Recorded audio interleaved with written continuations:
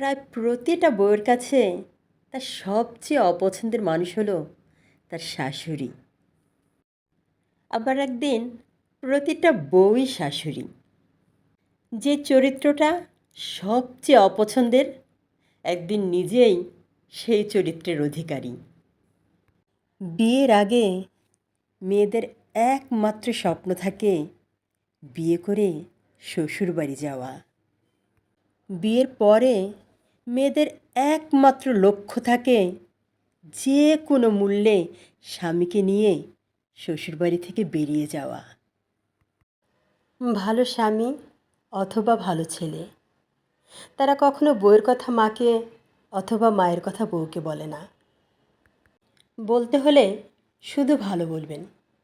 মাকে বলবেন তুমি ভালো, আর বউকে বলবেন তুমি ভালো। কারণ তারা যত ভালো থাকবে আপনি তত ভালো থাকবেন। আপনার এই ভালো বলার উপরে নির্ভর করছে আপনি কতটা ভালো থাকবেন। আমি বিশ্বাস করি একজন মেয়েকে তার স্বামীর চেয়ে বেশি ভালো এই পৃথিবীতে আর কেউ বাসতে পারে না। ননদরা খারাপ সেটা পৃথিবীর সবাই জানে, কিন্তু ভাইয়ের বউ যে কত খারাপ সেটা শুধু ননদরা জানে।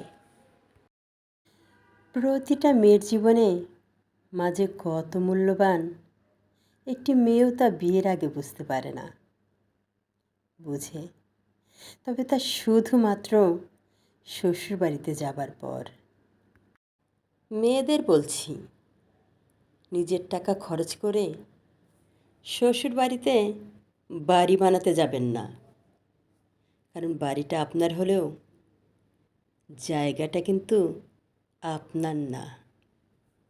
শাশুড়ি কখনো বউয়ের কাছে মা হবার চেষ্টা করবেন না, আর বউ কখনো শাশুড়ির কাছে মেয়ে হবার চেষ্টা করবেন না।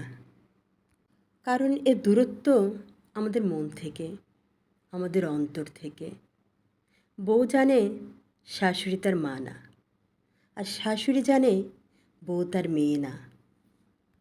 তাই এক গাছের ছাল অন্য গাছে লাগানোর বৃথা চেষ্টা করবেন না, ওটা লাগে না।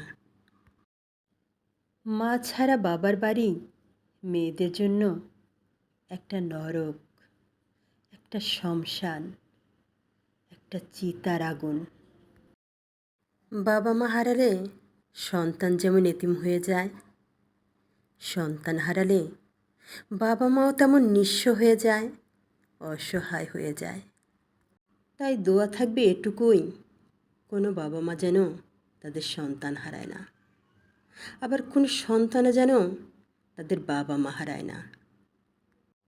কারণ হারানোর ব্যথা সেই বোঝে যার হারিয়ে যায়।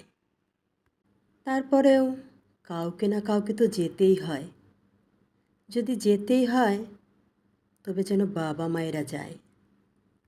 কারণ সন্তানরা বাবা মায়ের সুখ ভুলে যেতে পারে, কিন্তু বাবা মায়ের জন্য সন্তানের সুখ ভোলা কখনো সম্ভব না। শ্বশুরবাড়িটা কোনো দিনই মেয়েদের বাবার বাড়ি হয়ে উঠতে পারে না।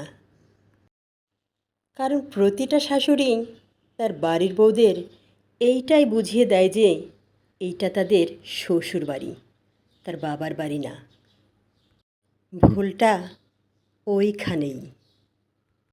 তাদের বুঝতে দিন, তাদের বলুন এইটাই তাদের বাড়ি। কিছুটা স্বাধীনতা দিন, যেমনটা তারা বাবার বাড়িতে পেয়ে থাকে। বিশেষ করে সকালে একটু দেরিতে ঘুম থেকে ওঠা। তা না করে আপনি যদি তাকে প্রতিদিন স্মরণ করিয়ে দেন যে সে পরের বাড়ির মেয়ে, তবে সে কোনো দিনই শ্বশুরবাড়িটাকে সহজভাবে নেবে না।